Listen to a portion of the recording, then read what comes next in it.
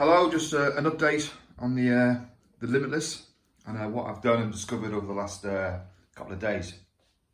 So if I remove the body shell, hopefully it should be quite obvious what I've done. As you can see, the XL2 has gone. Took it out for a drive. It was causing me a lot of problems. There was a lot of cogging. It wasn't driving smoothly. I think on a 4S I hit 55, on a 6S I think I hit 70, but it wasn't a smooth ride at all. So the XLX or the XL2, whichever it was, went, and a Max5 arrived. This Max5, as you can see, fits in here beautifully. Already has 6 large cat packs in there, so you don't need any extra cat packs. I had a big chat with a few people who make the cat packs, and they said with this Max5, you don't need to add any of these Killzone cat packs because you've already got 6 of them in there and they're huge. And that just sticky pads straight onto the chassis. I've managed to put on the side skirt back on as well. You've noticed the battery tray is back on. Because the XLX is off the centre here, I've managed to put the chassis brace back into the middle, into the stock position. I've got rid of the carbon plate here, and that's now gone. So the battery tray went back in, and my 6S graphene LiPo fits straight in and is secured nice and tight in there.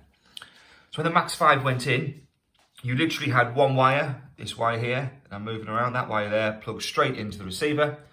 I turned the car on, the receiver on, and instantly the car fired up with no issues whatsoever.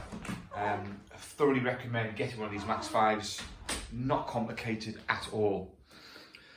And that's it really. So gone back to stock setup. Got rid of this centre mounting Castle ESC, which in my opinion is no good. Too complicated, overcomplicates things, massively overcomplicates things. I'm left with a little bit of space around here. I was going to put this killer cat pack here, but with having the with having the Max5, there is genuinely no need for it now at all.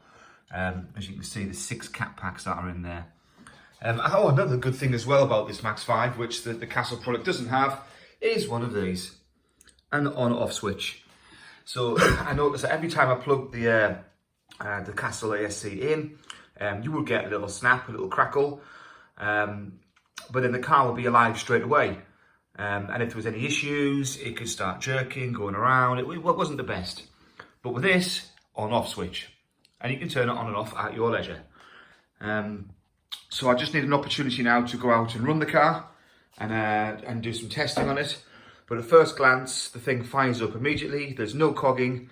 Even just on gentle throttle to see if the wheels, which direction the wheels go, you can see there is just a massive power increase.